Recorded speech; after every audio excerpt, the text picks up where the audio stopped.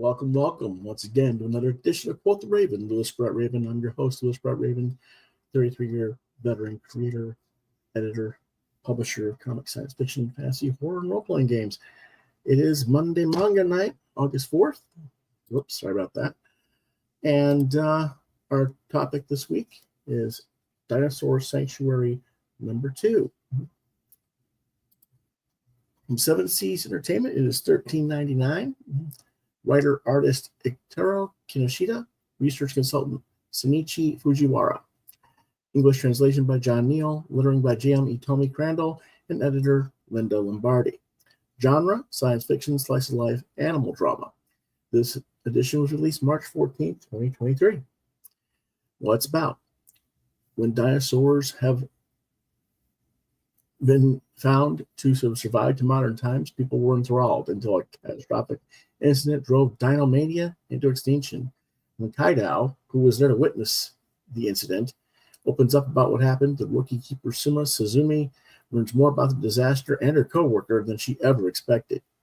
But that's far from the only thing on her mind. Whether it's raising a baby Troodon or throwing a birthday party for a geriatric T-Rex, there's always something for Suzumi to do at Dinoland.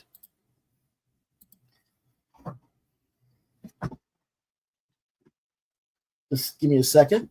The Midnight Monster wants attention.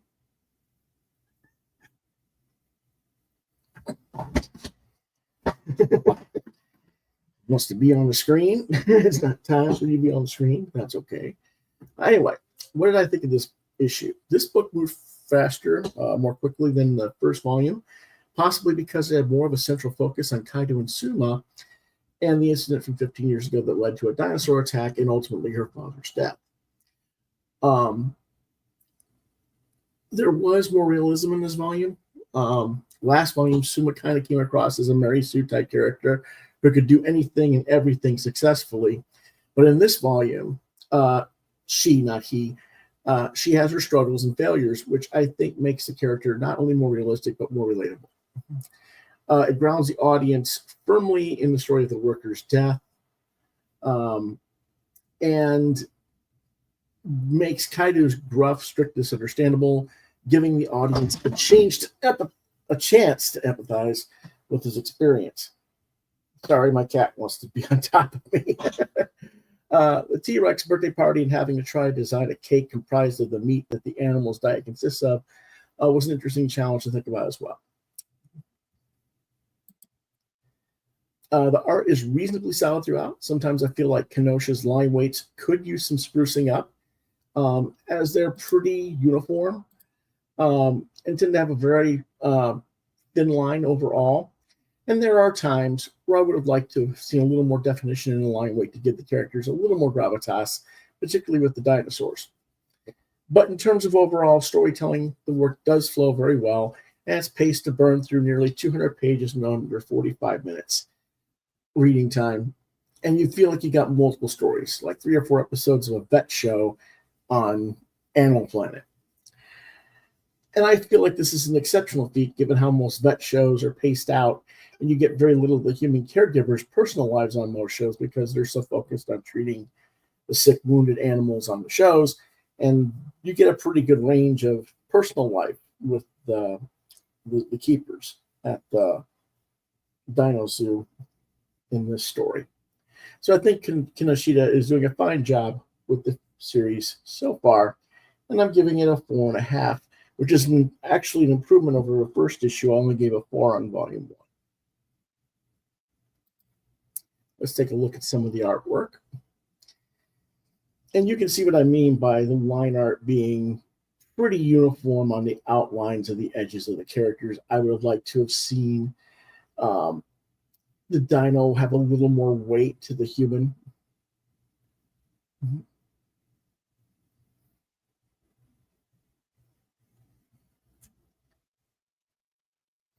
And this is an Allosaurus.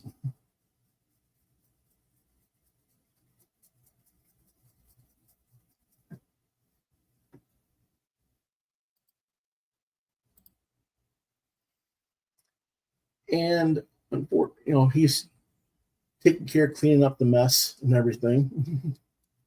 while they're feeding the Allosaurus.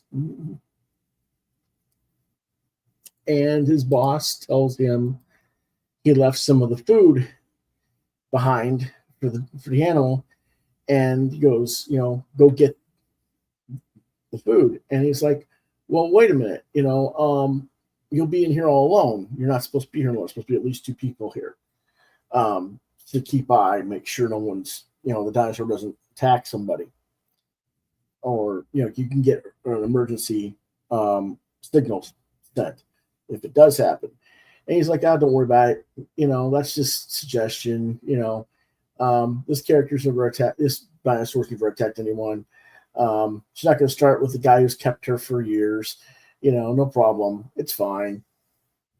And of course, he goes and leaves and goes and gets the chow, and what happens?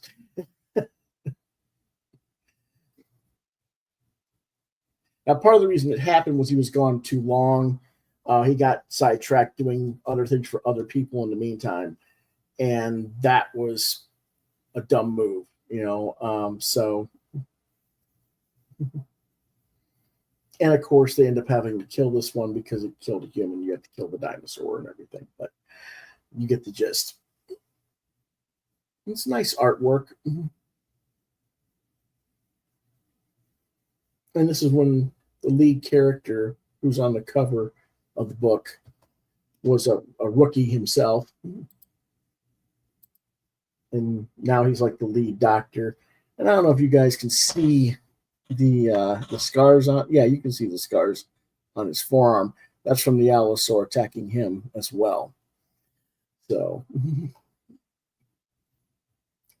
yeah, obviously he survived. Unfortunately, his partner didn't. And as for the Midnight Monster, he's here. Yes. I know most of you guys like to see him. He's having a rough time this week. It's gotten a little bit chillier than it's been. Gotten used to that 90 to 110 degree weather, and it's been in the 60s and 70s this last few days. And he's lost a lot of weight from his illness, so he's all cold and wants snuggles. Stay warm. Yeah. You're a good boy. Yeah. All right, let's see what else we got here.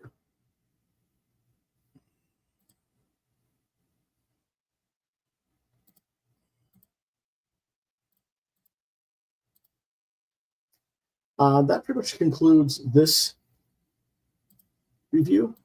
In 2 weeks, we'll go with issue volume 3, where Suma Susumi's 3-month orientation has concluded, but now the real challenge begins, and she has to work alongside each department head to determine where she fits in as a staff member.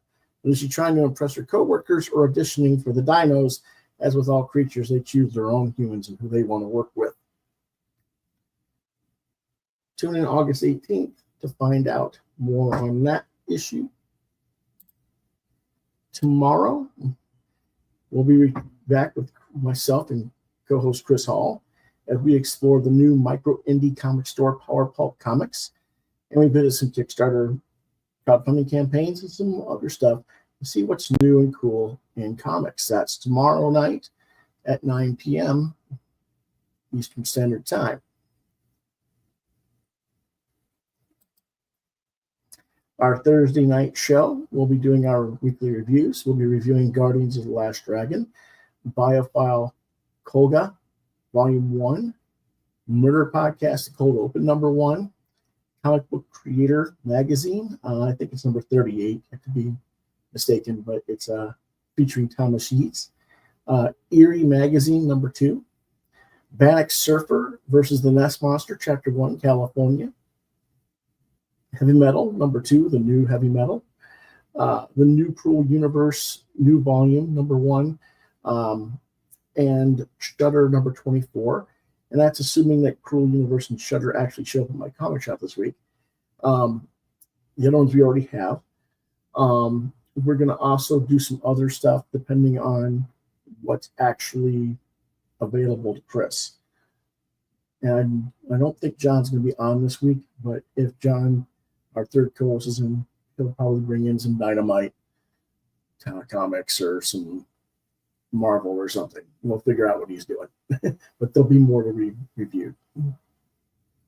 And then Friday this week, we'll be doing our review of the movie Comic Book Independence, The Creative Power of Graphic Novels. This is another comics documentary series, and has over 22 different major independent creators interviewed. So that'll be a fun movie to watch and learn about the history of independent comics.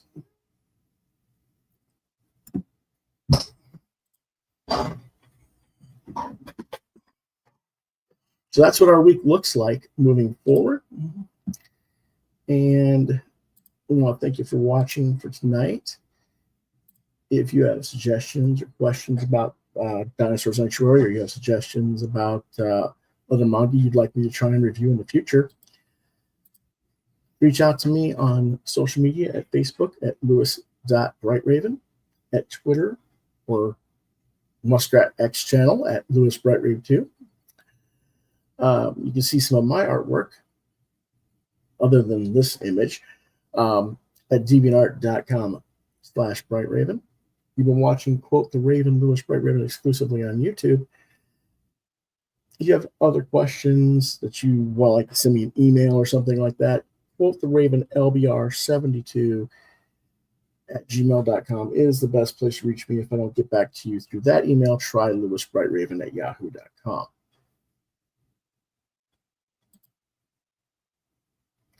And that is our episode for tonight, folks. We'll see you guys tomorrow for crowdfunding night. Until then, you have a great evening, and we'll see you next time. Quoth the Raven, nevermore.